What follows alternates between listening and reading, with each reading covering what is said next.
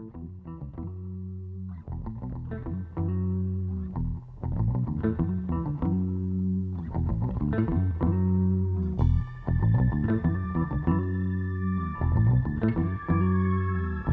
day, and welcome back to the No Opinion News Network.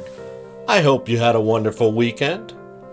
I'm your host, Chris, and this is your Monday, November 30th, Daily News Briefing. Please like and subscribe so that YouTube will recommend my videos to others. With that out of the way, let's get right to it. In political news, President-elect Joe Biden continues with his selection of possible cabinet members.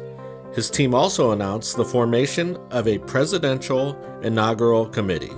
The committee will be responsible for organizing inaugural-related activities. President-elect Joe Biden and VP-elect Kamala Harris are set to receive their first presidential briefing today. The briefing will involve high-level intelligence information and other materials pertaining to issues of national security. This is a common practice done every time a new president is elected to ensure a smooth transition of power. The president-elect was playing with his dog on Saturday, and apparently he slipped and twisted his ankle. A CT scan indicated that he had a hairline fracture in the mid-foot area. On the other side of the aisle, President Trump has not conceded and is not expected to, although that doesn't mean he won't leave the White House. When asked if the Electoral College certifies Biden, would he leave, and Trump said, "Certainly, I will." His legal battles are continuing, and in the latest news, a judge in Georgia late last night stopped plans to wipe or reset voting machines in 3 counties. This is considered a win for President Trump, but at this point, what is it really going to reveal?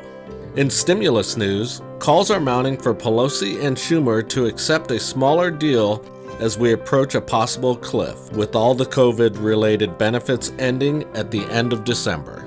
Economic advisor Austin Goolsbee, who advised Obama, stated something needs to be done soon to avoid a double-dip recession. Goolsbee, who was a former chairman of the Council of Economic Advisors, went on to say, "There are a lot of people really hurting. I hope we can agree to something soon." The House and Senate are back today from their Thanksgiving Day vacation. Let's hope they put it into overdrive with the negotiations. Looking at it from the outside in, it would be nice if they just extended the current benefits currently in place for another month and maybe throw in a stimulus check. Then they can figure it out after the inauguration. And neither side has to worry about winning or losing. In COVID-19 news, the New York Sheriff Office shut down a party on Saturday in Manhattan. The Sheriff Department said there were 393 people inside the party. They also found dozens of bottles of alcohol that were allegedly sold at the party. Moderna announced the filing of the emergency use authorization for its COVID-19 vaccine. This makes 2 vaccine companies filing for this authorization, Moderna and Pfizer. Moderna said their vaccine has a shelf life of 6 months in a regular freezer. Pfizer, on the other hand, states its vaccine must be stored at a temperature of minus 70 degrees Celsius or below.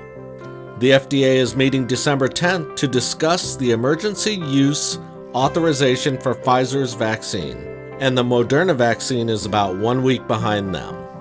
The Health and Human Services Secretary, Alex Azar, said if approved, vaccines could be available in the U.S. before Christmas, and it would be up to the governors to decide who would be first in line to receive the vaccine. Please realize that doesn't mean the general population will get the vaccine by the end of the month. There isn't enough supply for that. Realistically, the general population can expect the vaccine to be available at the earliest in April. The number of cases reported over the holiday weekend is off, and we should see a correction by tomorrow or Wednesday. Hospitalizations due to COVID-19 in the U.S. continue to rise, and we are looking at 93,219 currently hospitalized, 18,198 in the intensive care unit, and 6,249 on ventilators. If you haven't seen my special report on the COVID-19 lockdown in Europe, I will leave a link in the description for you. It has been about 11 days since I did the report, and it looks pretty accurate.